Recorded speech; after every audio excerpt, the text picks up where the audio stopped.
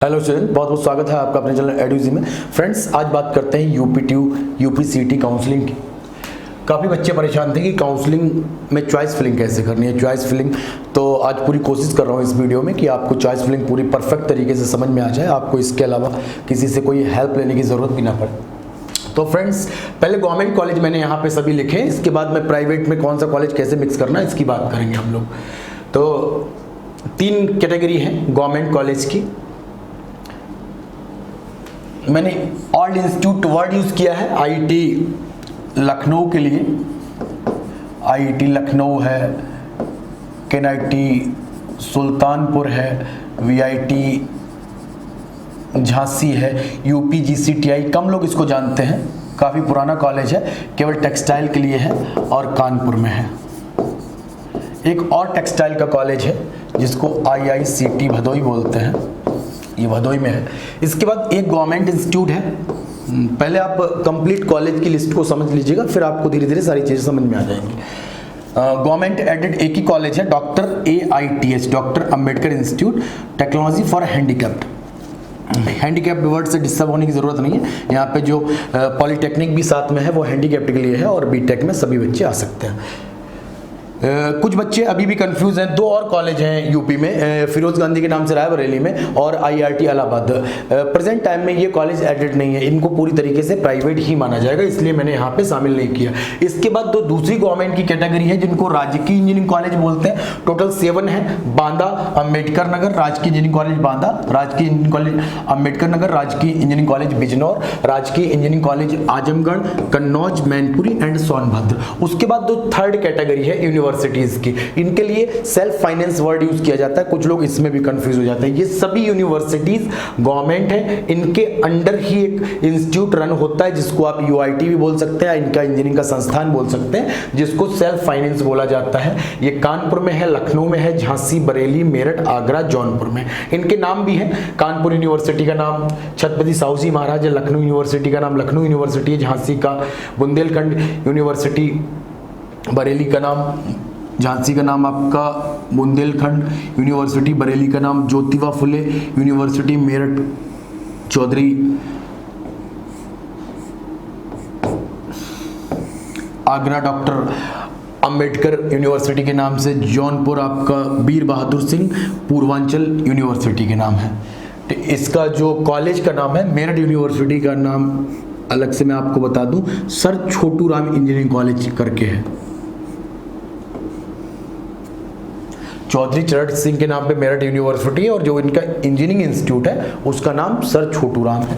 तो ये फ्रेंड्स हो गए कंप्लीट गवर्नमेंट कॉलेज की लिस्ट। अब आपको चॉइस फिलिंग कैसे करनी है वो मैं आपको बता दे रहा हूं। अब आपने क्या किया कि एक तरीका होता है ब्रांच वाइज। ये जो मैं चॉइस फिलिंग आपको बताने जा रहा हूं ये केवल गवर्नमेंट कॉलेज की है, अभी मैं प्राइवेट कॉलेज के लिए भी बताऊंगा, पहले गवर्नमेंट कॉलेज। ब्रांच वाइज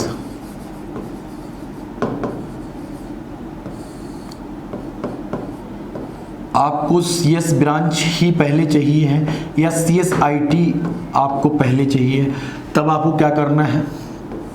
आपने क्या किया, सबसे पहले IIT लखनऊ को सिलेक्ट किया,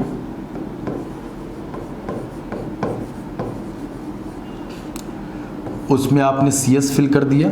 दोबारा आपने IIT लखनऊ को लिया और उसमें आपने IT ब्रांच फिल कर दिया।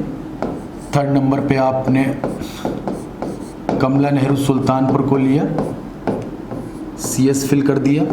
4th नंबर आपने फिर KNIT को लिया, IT फिल कर दिया। 5th नंबर आपने VIT झांसी लिया, CS फिल कर दिया। 6 नंबर पे फिर आपने VIT झांसी लिया और 6 नंबर चॉइस फिलिंग आपने IT कर दी। एक तो आपका ये तरीका है। कुछ बच्चे जिनको CSIT ही चाहिए और सरकारी कॉलेज ही चाहिए, अब मजबूरी है, इसके बाद आपको राजकीय इंजीनियरिंग कॉलेजों पे जाना है। फिर आपने क्या किया कि REC बांदा ले लिया, यहाँ पे CS ले लिया। फिर आपने 8 नंबर पे REC बांदा ले लिया, फिर यहाँ पे आईटी फिल कर दिया। आरईसी में हर कॉलेज में सारी ब्रांच नहीं है, मैं आपको ये समझाने के लिए बता रहा हूँ। अच्छा, अगर आप प्लेसमेंट के अकॉर्डिंग पूछे तो आरईसी लगभग बराबर है, यहाँ पे मैं कोई डिफ्रेंशिएट नहीं कर सकता हूँ इनको, तो जो भी आपके नज़दीकी है आप उसको ले सकते हैं। कुछ कॉलेज बिल्कुल नए हैं, सोनभद्र, कन्नौज, मैनपुरी, उनको लास्ट में ही रखिएगा, इसलिए मैंने बांदा को सबसे ऊपर कर दिया। कुछ बच्चे इसमें ऐसे भी होंगे जो चाहेंगे कि इन गवर्नमेंट कॉलेजों के बाद, एक तो ये तरीका हो गया कि आप गवर्नमेंट कॉलेजों के बाद आरईसी ले सकते हैं। दूसरा तरीका क्या है कि आपने सबसे पहले आईआईटी लिया, उसके बाद आपने कमला नेहरू ले लिया। अभी मैं सीएसआईटी की ही बात कर रहा हूँ। आपने वीआईटी झांसी ले लिया। अब फोर्थ नंबर जो आरईसी आपके वो छोटे छोटे जगह पे बने हुए हैं, तो कुछ बच्चे यहाँ पे ऐसा भी करने वाले हैं इन 3 कॉलेजों के बाद, या तो वो डॉक्टर AITH कानपुर को भी ऑप्ट करेंगे। यहाँ पे इन 3 कॉलेजों को छोड़ देने के बाद प्लेसमेंट लगभग आपको खुद ही लेना है। प्लेसमेंट कॉलेज में कोई अच्छा नहीं होता है, ये आपकी जिम्मेदारी है, मैं तो केवल आपको चॉइस फिलिंग बता रहा हूँ। इसके बाद कुछ बच्चे कानपुर यूनिवर्सिटी भी यहाँ पे फिल करेंगे।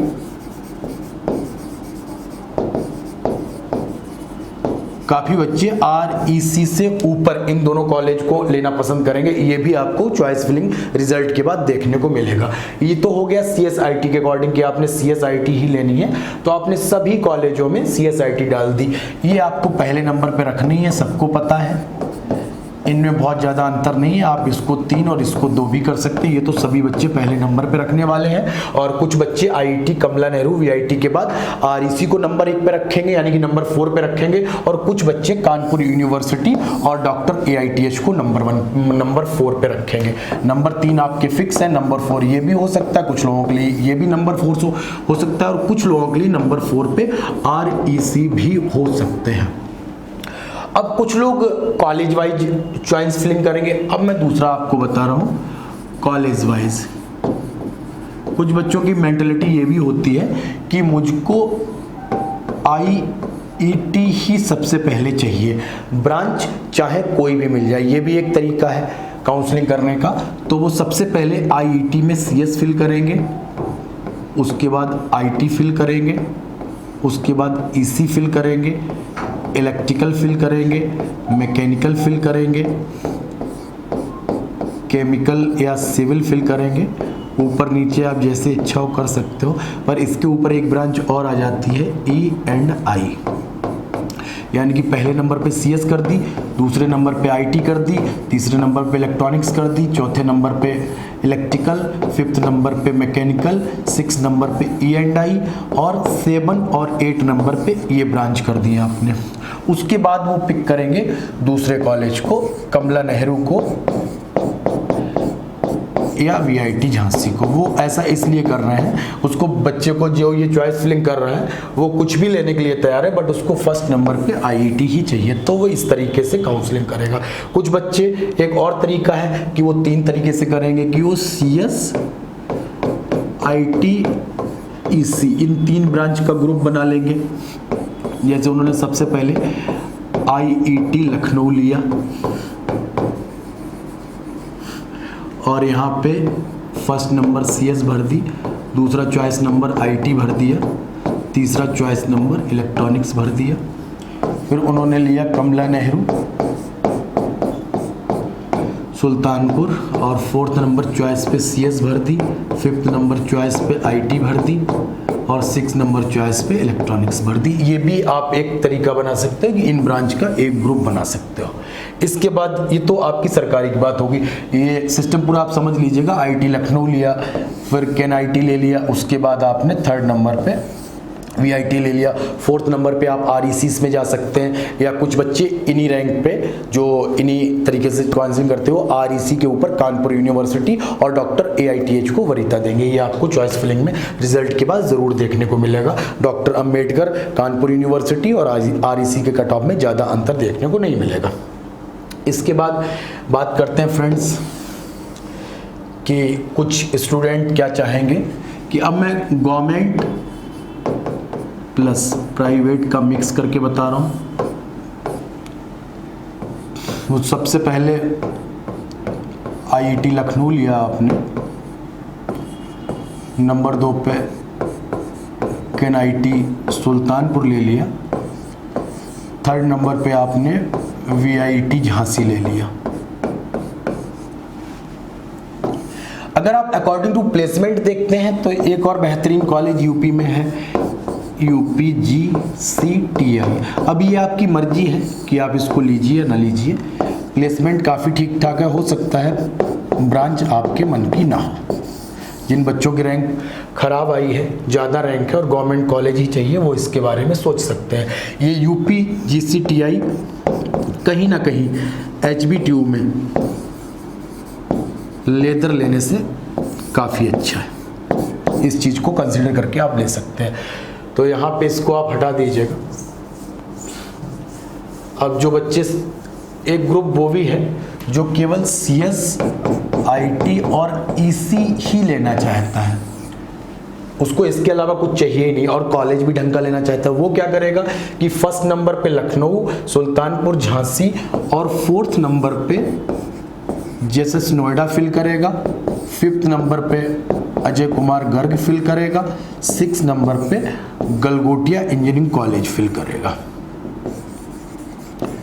Galgotia engineering college, not university, university choice filling में आपको नहीं मिलता है, ये फिल करेगा। इसके बाद प्राइवेट की एक लंबी लिस्ट है, काइट है, ABES मेन कैंपस है, GL बजाज है, और भी काफ़ी कॉलेज हैं, और भी काफ़ी कॉलेज है, उस पर मैं नहीं जाना चाहूँगा। मैं आपको अगर चॉइस फिलिंग का आइडिया दे रहा हूँ। तो कुछ बच्चे क्या करेंगे कि वो VIT झांसी के बाद ना ही AITH में जाएंगे, ना ही किसी यूनिवर्सिटी में जाएंगे, ना ही कोई REC को लेना पसंद करेंगे, कि उनको पता है इन सभी कॉलेजों से अच्छा प्लेसमेंट हमको JSS नोएडा में मिलेगा, अजय कुमार गर्ग में मिलेगा। इस तरीके से भी वो चॉइस फिलिंग आप कर सकते हैं। फ्रेंड्स, ये एक वीडियो हो गया, इसके बाद भी आपको अगर कोई कन्फ्यूज़न है, थोड़ा सा 2 मिनट आपको ये भी बता दे रहा हूँ कि चॉइस फिलिंग जब आप करते हैं तो सॉफ्टवेयर उस पर कैसे आपको अलॉटमेंट मिलता है, एक छोटा सा आपको आइडिया दे रहा हूं। जैसे कि आपने फर्स्ट नंबर पे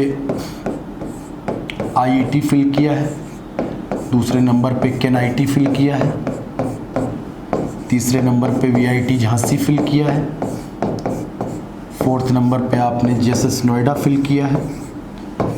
सपोज फर्स्ट राउंड का रिजल्ट आया, फर्स्ट राउंड के रिजल्ट के बाद क्या हुआ कि आपको VIT झांसी अलॉट हो गया, VIT झांसी आपको अलॉट हो गया।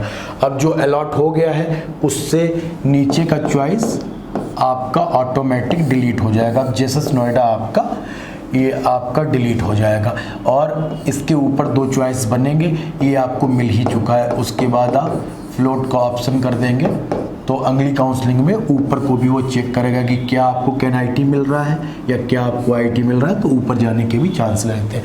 ये एक तरीका रहता है जो सॉफ्टवेयर आपको चेक करता है। तो फ्रेंड्स, उम्मीद करता हूँ कि थोड़ा बहुत आपको ज़रूर समझ में आया होगा। इसी तरीके से चैनल में बने रहिए। अब लगातार आपको काउंसलिंग के दौरान UP-TU, UPCT, JAC Delhi, JAC Chandigarh, JoSAA CSEP counselling के सारी वीडियो समय पर मिलते रहेंगे। आप लोगों का बहुत बहुत धन्यवाद वीडियो को पूरा देखने के लिए और अपना कीमती समय देने के लिए।